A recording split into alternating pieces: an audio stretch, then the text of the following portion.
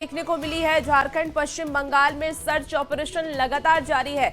झारखंड में 18 ठिकानों पर ये सर्च ऑपरेशन जारी है। धनबाद में कोल माफिया पर ये दबिश हुई है तो लाल बहादुर सिंह के ठिकाने पर दबिश की गई। भाई कुंभनाथ सिंह के कई ठिकानों पर छापेमारी हुई है और कई अन्य लोगों के खिलाफ भी सर्च ऑपरेशन चलाया जा रहा है। आपको ये भी जानकारी दे दें कि धनबाद के चर्चित कोयला कारोबारी एलवी सिंह और उनके भाई कुंभनाथ सिंह के कई ठिकानों पर ईडी ने छापेमारी की है। दोनों कोयला आउटसोर्सिंग कंपनी चलाते हैं। कार्रवाई को कोयला स्कैम से जुड़े जांच से भी जोड़ा गया है और लगभग 10 साल पहले बीसीसीएल टेंडर घोटाले में सीबीआई छापे के दौरान एलवी सिंह पर फायरिंग भी हुई थी।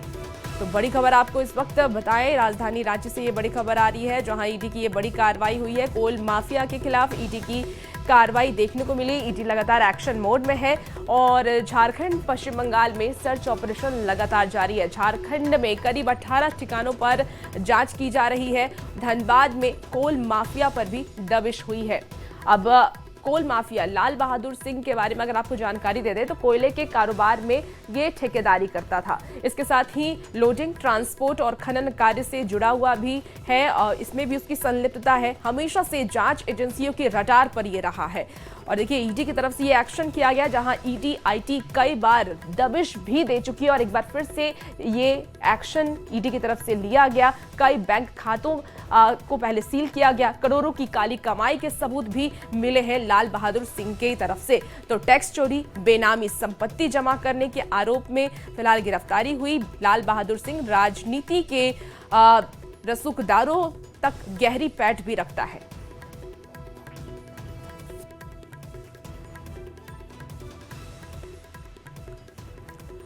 तो वहीं पश्चिम बंगाल में भी ईडी की दबिश देखी जा रही है। कोलकाता में 24 ठिकानों पर ईडी की ये रेड हुई है। कोलकाता में रेड के दौरान ईडी को कैश और गहने भी मिले हैं। तो बंगाल के दुर्गापुर, पुरुलिया, हावड़ा समेत कई जगहों पर रेड की गई।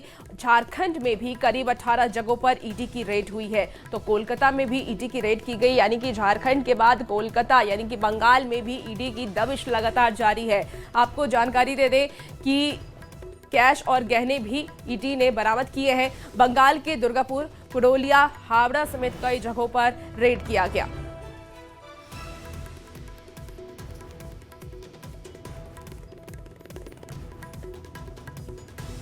तो देखिए ईडी की तरफ से लगातार रेड किया जा रहा है और ये 3 तस्वीरें आपको दिखा रहे हैं जहां हावड़ा बंगाल की तस्वीर आपको दिखा रहे हैं। ईडी की तरफ से रेड की गई, कैश और गहने मिले हैं। दूसरी तस्वीर में आप देख सकते हैं कि गहने और कैश भी मिले हैं। धनबाद झारखंड में भी ईडी की तरफ से दबिश दी गई है और लगातार ईडी एक्शन मोड में नजर आ रही है।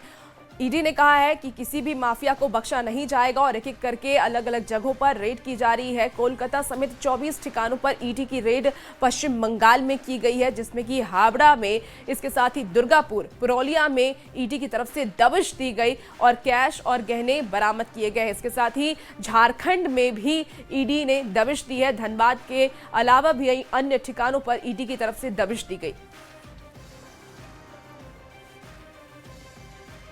और खबर अब हजारीबाग से है जहां विष्णुगढ़ थाना क्षेत्र के जोबर फुसरो गांव में विवाहिता रुखसान खातून का शव ससुराल के पीछे पेड़ से लटका हुआ मिला। मृतका की मां ने पति हामिद अंसारी और उसके परिवार पर हत्या का आरोप लगाया है। हत्या से पहले मारपीट का वीडियो भी देखिए सामने आया। पति पर भाभी से अवैध संबंध और विरोध करने पर रुखसाना की पिटाई का आरोप लगाया गया है। तस्वीरें टीवी स्क्रीन पर आपको दिखा रहे हैं जहां उसके बाद खूब हंगामा भी किया गया। पुलिस ने प्राथमिकी दर्ज कर शव को पोस्टमार्टम के लिए भेज दिया है और मामले की छानबीन में जुट गई है।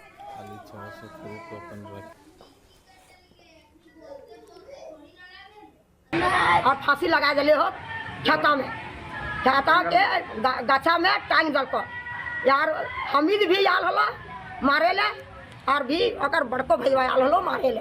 अरे अभी ओखनी गाड़िए में हथू काल निकलल हथू, ओखनी काल निकल गया हथू और बेको के अकर नंदोसिवा आल हलो मारे ले। बच्ची जो है 4 बज के कुछ मिनट में अपने भाई मोहम्मद अख्तर अंसारी को इन्होंने एक फ़ोन करके वॉइस रिकॉर्डिंग के जरिए भेजा कि भैया हमको फिर से लोग यहाँ पे मार रहे हैं और घर से जान मारने का पूरा ये लोग साजिश रच रहे हैं और हम मेरे साथ बहुत उत्पीड़न किया जा रहा है और मार पिटाई भी किया जा रहा है। इसलिए आप लोग आइए और हमको बचाइए। जो वॉइस रिकॉर्डिंग मोहम्मद अख्तर अंसारी जो उनके पीड़िता के जो भाई है हम कहना चाहते हैं यहाँ के प्रशासन से कि जितने भी दोषी इसके परिजन लोग हैं उनको कठोर से कठोर इस हत्या का सजा होनी चाहिए। खबर गिरिडीह जिले से है, जहां गिरिडीह जिले के गांधी थाना क्षेत्र में महेश मरवा में अवैध हथियार फैक्ट्री का खुलासा किया गया। छापेमारी में पुलिस ने 6 अभियुक्त और शायर अली, इसके साथ ही फुरकान अंसारी, मोहम्मद चुना, मोहम्मद समीर, इसके साथ ही मोहम्मद मंगली और मोहम्मद कमरुद्दीन को गिरफ्तार किया, जबकि मुख्य आरोपी उस्मान अंसारी फरार हो गया। मौके से 6 देसी पिस्टल, 11 मैगजीन और 12 अर्धनिर्मित पिस्टल, इसके साथ ही 13 बैरल और मशीनें बरामद हुई हैं।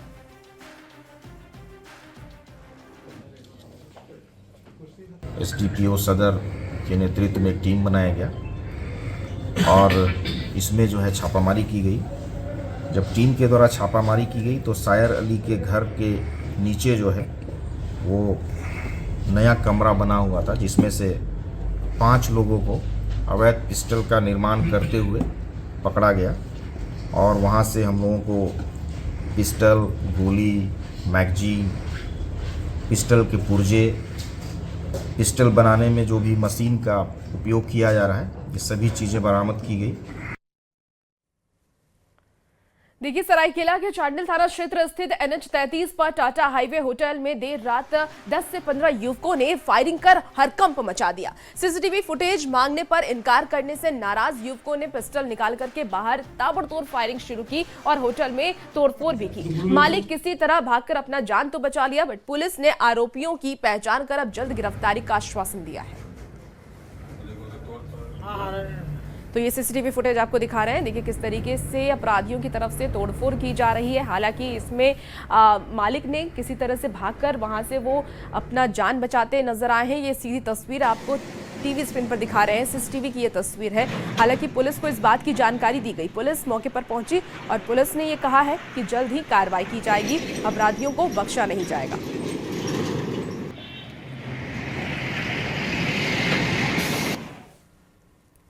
इसी बीच देखिए, राजधानी राज्य से एक बड़ी खबर सामने आ रही है। सेवा अधिकार सप्ताह का शुभारंभ किया गया। पलामू में आज वित्त मंत्री करेंगे शुभारंभ। तो कार्यक्रम में शामिल होंगे CM Hemant Soren. On the spot शिकायतों का निपटारा किया जाएगा, शिकायतों का होगा तुरंत समाधान, जनता को मिलेगी सेवाओं की समयबद्ध गारंटी और इसके साथ ही 28 नवंबर को होगा समापन। तो राज्य सरकार के 1 साल के कार्यकाल पर यह समारोह आयोजित किया जा रहा है। रांची से आपको ये खबर बता रहे हैं, जहां सेवा अधिकार सप्ताह का शुभारंभ आज किया जाना है। पलामू में आज वित्त मंत्री इसका शुभारंभ करते हुए नजर आएंगे। कार्यक्रम में शामिल लोग सीएम हेमंत सोरेन भी कार्यक्रम में शामिल होंगे, जहां ऑन द स्पॉट शिकायतों का निपटारा किया जाएगा, शिकायतों को खत्म किया जाएगा, शिकायतों का तुरंत समाधान होगा, जनता को सेवाओं की समयबद्ध गारंटी भी दी जानी है। तो 28 नवंबर को इसका समापन हो जाना है। राज्य सरकार के 1 साल के कार्यकाल समारोह को लेकर के ये कार्यक्रम रखा गया है। आपको बता दें कि आपकी योजना आपकी सरकार आपके द्वार कार्यक्रम को अब सेवा अधिकार सप्ताह के रूप में बदल दिया गया है और ये अभियान 21 से 28 नवंबर तक चलने वाला है। तो वहीं देखिए, सेवा अधिकार सप्ताह को लेकर के सियासत भी अब तेज हो गई है। वहीं बीजेपी ने इसे विफल बताया है। तो वहीं जेएमएम ने जनता के हित में ये बताते हुए क्या कुछ कहा है, चलिए आपको सुनाते हैं। पूरी सरकारी मशीनरी गांव ग्रामों में जाकर, प्रखंडों में जाकर, वहां के लोगों से मिलकर उनकी समस्याओं को जानते हुए उन समस्याओं का निराकरण करेगी और फीडबैक देना होगा आपको सीएमओ को। माननीय मुख्यमंत्री तमाम पहलुओं पर खुद निगरानी रखे हुए हैं। कि नाम बदलने से इनके पुराने पिछले कर्म जो है वो तो नहीं बदलेंगे ना। मैं तो बार बार कहता हूँ, सरकार भूल जाती है अपनी योजना को, फिर गजनी मोड में आकर उसको याद आता है तो फिर शुरू करती है। अब सरकार आपके द्वार को इन्होंने सेवा सप्ताह के रूप में नाम दिया है, सेवा कार्यक्रम का।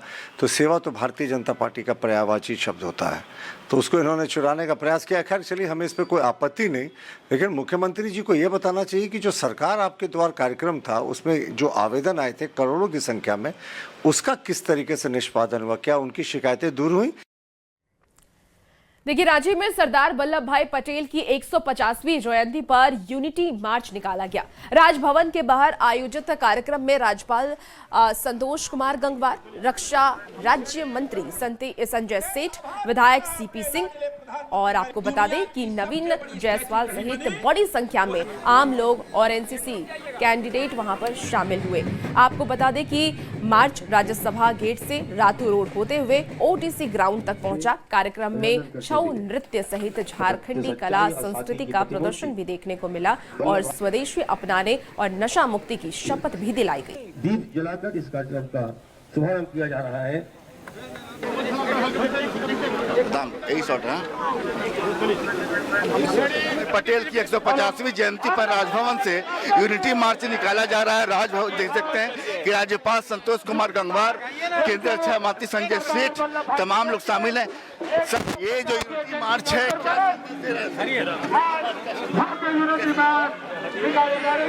एक भारत श्रेष्ठ भारत, भारत मजबूत भारत और लौह पुरुष सरदार वल्लभ भाई पटेल की 150वीं जयंती पर यह जो यूनिटी मार्च है, ये देश को मजबूत करने के लिए, देश में स्वदेशी आत्मनिर्भर भारत, और इसीलिए आज महामहिम राज्यपाल के नेतृत्व में यह पदयात्रा निकल रही है। लोग जो है नजारा है, वो नजारा जो है कितना उत्साह लग रहा है। बहुत ज्यादा। क्या बोले सर? कितना उत्साह है? उत्साह बहुत सारा है। बहुत। क्या बोला सर? कितना उत्साह?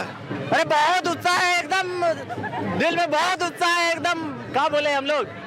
देख सकते हैं कि बड़ी संख्या में राजधानी रांची निकली है सरदार वल्लभ भाई पटेल की 150वीं जयंती पर यूनिटी मार्च में, और एक संदेश रांची से देने की कोशिश है। चाईबासा के सोनवा कोयटा मुख्य सड़क में रेंगाल बेड़ा तक 3 करोड़ 83 लाख की लागत से 2.55 किलोमीटर सड़क का निर्माण हो रहा है और दशकों के बाद गांव की पक्की सड़क मिलने जा रही है।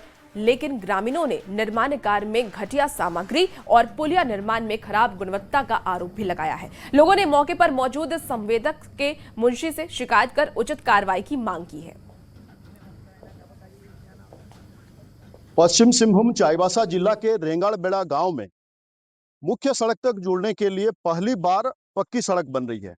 करीब 4-5 दशक से इस गांव के लोग पक्की सड़क की मांग कर रहे थे और पहली बार 3 करोड़ 83 लाख की लागत से पक्की सड़क यहां बन रही है। लेकिन गुणवत्तापूर्ण सड़क का निर्माण नहीं हो रहा है, जिसके कारण ग्रामीण नाराज हैं। आप यहां देख रहे हैं ये जो सड़क निर्माण कार्य शुरू हुआ है, इसमें ग्रामीणों की नाराजगी इस बात को लेकर है कि यहाँ मुरुम के जगह में मिट्टी डाला जा रहा है। इसके अलावा जो पुलिया निर्माण हो रहा है उसमें भी गुणवत्ता के साथ काम नहीं हो रहा है। ग्रामीणों का कहना है कि जिस आधार पर सीमेंट की ढलाई होनी चाहिए या जो मटेरियल लगना चाहिए वो नहीं लग रहा है। हम ग्रामीणों से सीधे बात करते हैं और जानते हैं कि क्या समस्या है। 3 करोड़ 83 लाख से जो यहाँ रोड बन रहा है तो अच्छी बात है, हमें बड़ी खुशी हो रही है। ये हम लोग गांव में पहली बार रोड बन रही, बहुत अच्छी बात, हमें बड़ी गांव वालों को बड़ी खुशी लगा। जब रोड बन रही है तो रोड गुणवत्ता रूप से नहीं बन रही है।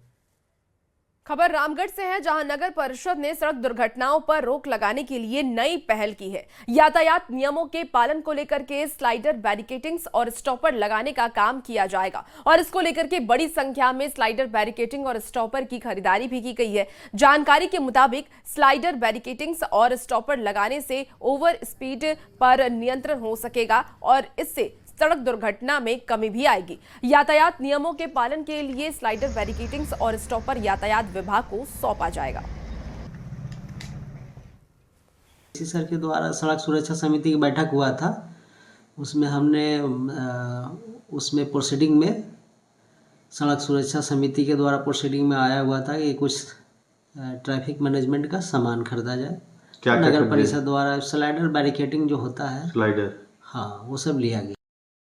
रामगढ़ जिले में सड़क सुरक्षा और परिवहन नियमों के पालन को लेकर के रामगढ़ नगर परिषद द्वारा कई तरह की कवायद शुरू की गई है। आप देख सकते हैं यहाँ पर बैरिकेटिंग्स लगाए, स्लाइडर बैरिकेटिंग्स इसको कहा जाता है। 150 की संख्या में ये नगर परिषद द्वारा खरीदा गया। ये रामगढ़ के विभिन्न NH 33, NH 23, रामगढ़ पतरातू 4 लेन और रामगढ़ शहर में लगाया जाएगा, जिससे यातायात नियमों का पालन किया जा सके, ओवर स्पीडिंग पर कंट्रोल किया जा सके। देख सकते हैं स्टॉपर भी यहाँ पर बड़ी संख्या में खरीद के लाया गया है, जिसमें स्टिकर्स लगाए गए हैं, यानी रात में जो रेडियम है ये जब चमकेगा तो आने वाले वाहनों को पता चल जाएगा कि आगे में गाड़ियों को धीरे चलाना है और ओवर स्पीडिंग नहीं करना है।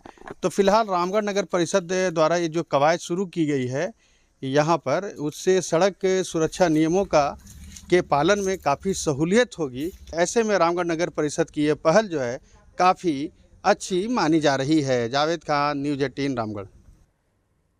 खबर चाईबासा से है, जहां चक्रधरपुर के हरिजन बस्ती में दिन दहाड़े हुए फायरिंग की घटना मामले में पुलिस ने बड़ी कार्रवाई की है। घटना में शामिल एक आरोपी अमन कुमार को गिरफ्तार कर जेल भेज दिया गया है। एक और आरोपी फरार है, जिसकी तलाश की जा रही है। जानकारी के मुताबिक ये फायरिंग की घटना आपसी विवाद में हुई थी। पुलिस ने इस मामले में मुकेश राम रवि के शिकायत पर मामला दर्ज किया था। ये बड़ी खबर चाईबासा से सामने आ रही है। रात को हम लोगों ने छापामारी करके उसमें से एक अभियुक्त को पकड़ लिया है, जिसका नाम है अमन कुमार। ये सब घटना हुई थी हरिजन बस्ती में। एक और अभियुक्त अभी फिरार है, उसको हम लोग अभी पकड़ने में जुड़े हुए हैं। चलिए अब बात मौसम के मिजाज की कर लेते हैं। तो देखिए, ठंड ने दस्तक देना शुरू कर दिया है। राजधानी रांची समेत पूरे झारखंड में न्यूनतम तापमान में गिरावट शुरू हो सकती है। मौसम विभाग के मुताबिक 23 से 27 नवंबर के बीच कई जिलों में बादल छाए रहेंगे। बादलों के हटने के बाद 26 और 27 नवंबर से पारा तेजी से गिरने की संभावना है। रांची और कांके में न्यूनतम तापमान फिलहाल 10 से 11 डिग्री के आसपास दर्ज हो रहा है। रांची से मौसम का हाल आपको बता रहे हैं न्यूज़ 18 संवाददाता संजय कुमार सिन्हा। सर्दी में जब गर्म कपड़े पहनने की मजबूरी हो जाए तो मौसम के मिजाज को समझना जरूरी है। राजधानी रांची समेत राज्य भर में अब पारा गिरने जा रहा है। सुबह और शाम शीतलहरी चलने का पूर्वानुमान बताया गया है और बता दें कि 23 से 27 नवंबर तक आसमान में बादल छाए रहने का पूर्वानुमान है। कुल मिलाकर समझ आए कि 26 से 27 नवंबर के दौरान पारा ज़्यादा गिर सकता है, कुहासा हो सकता है और आसमान में बादल छाए रहने की वजह से आपको धूप के लिए थोड़ा इंतजार करना पड़ सकता है। कुल मिलाकर समझ जाइए कि राजधानी रांची में इस समय कांके का जो पारा है वो 10 डिग्री से नीचे लगातार चल रहा है। ऐसे में राजधानी रांची का जो न्यूनतम पारा है वो भी 10 से 11 डिग्री के आसपास है। ऐसे में अगर आप घर से बाहर निकल रहे हों तो कम से कम सुबह और शाम एहतियात बरतें।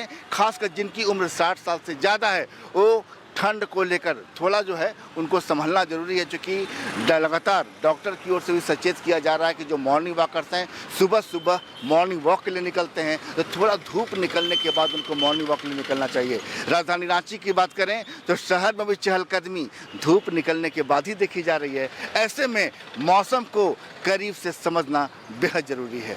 संजय कुमार सिन्हा, न्यूज़ 18 रांची। देखिए, मौसम का मिजाज बदल रहा है। ऐसे में न्यूज़ 18 भी आपसे अपील करता है कि आप अपने स्वास्थ्य का खास ख्याल रखें। बंगाल की खाड़ी में बने निम्न दबाव के कारण राजधानी रांची सहित प्रदेश भर में लोगों को ठंड से थोड़ी राहत जरूर मिली है, लेकिन सुबह और शाम ठिठुरन में कमी नहीं आई है। मौसम विभाग के अनुसार दिसंबर में इसका ज्यादा ठंड का असर देखने को मिलेगा, जो फरवरी महीने तक दिखाई देगा। बदहाल अस्पताल, जनता लाचार। अस्पताल में जब घुसा सियार।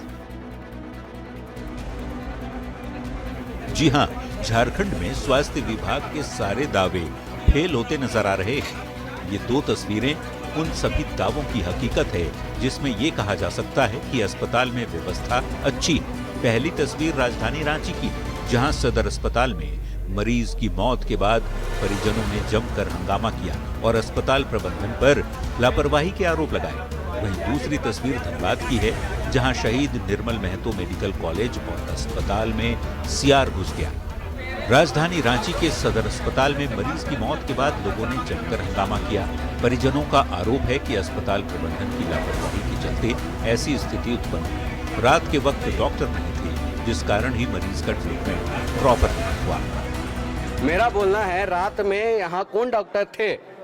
हम खोज के मर गए, मिला कोई नहीं डॉक्टर। यहाँ का रात का डिपार्टमेंट था ही नहीं। अभी हम यहाँ के अथॉरिटी से, प्रशासन से, पुलिस से सबसे मांग कर रहे हैं कि प्लीज़ वो डॉक्टर को बुला दीजिए, जो कि बोले हैं कि इस समय मतलब रात के डिपार्टमेंट, रात का शिफ्ट में वो काम करते हैं, है ना, वो नहीं दिखा रहे हमको। वहीं इस पूरे मामले में सदर अस्पताल प्रबंधन का कहना है कि लापरवाही की कोई बात नहीं है। मरीज ब्लड कैंसर के पेशेंट थे, जिस कारण उनकी मौत हो गई। वो ऑलरेडी एक्सप्लेन कर चुके थे, that was case of acute myeloid leukaemia. और वो आप यही समझिए कि जो भी ब्लड कैंसर होता है उसमें सबसे खतरनाक ब्लड कैंसर यही है।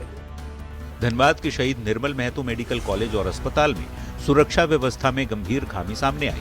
अस्पताल के इमरजेंसी वार्ड के सर्जिकल आईसीयू में अचानक एक सीआर घुस गया। वार्ड कर्मचारी की नजर पड़ने पर पूरा मामला सामने आया। आईसीयू में रोशनी होते ही सीआर बेड के नीचे से निकलकर तेज गति से बाहर भाग गया। वो तो गनीमत रही कि सीआर ने किसी भी मरीज, अटेंडेंट या स्टाफ पर हमला नहीं किया।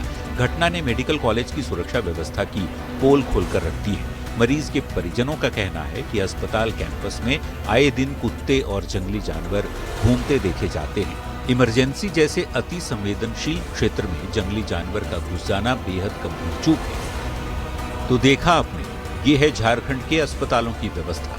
इन तस्वीरों को देखकर सवाल उठता है कि वार्ड के बाहर गार्ड क्यों नहीं मौजूद था? अस्पताल के अंदर कैसे घुस गया सीआर? मरीजों की सुरक्षा की जिम्मेदारी किसकी? न्यूज़ 18 के लिए रांची से ओम प्रकाश और धनबाद से संजय गुप्ता की रिपोर्ट। तो आपने ये रिपोर्ट देखा, जहां झारखंड के बदहाल अस्पताल की रिपोर्ट हमने आपको दिखाई। रांची से धनबाद तक अस्पताल की ऐसी ही तस्वीर सामने आई, जिसे देख करके कई सवाल भी उठने लगे हैं। और एक तरफ जहां राजधानी रांची और सदर अस्पताल में मरीज की मौत के बाद परिजनों ने हंगामा किया, वहीं दूसरी तरफ धनबाद के शहीद निर्मल महतो मेडिकल कॉलेज और अस्पताल के आईसीयू में सीआर घुस गया। ये रिपोर्ट के जरिए हमने आपको वो तस्वीरें दिखाई। फिलहाल वक्त हो चला है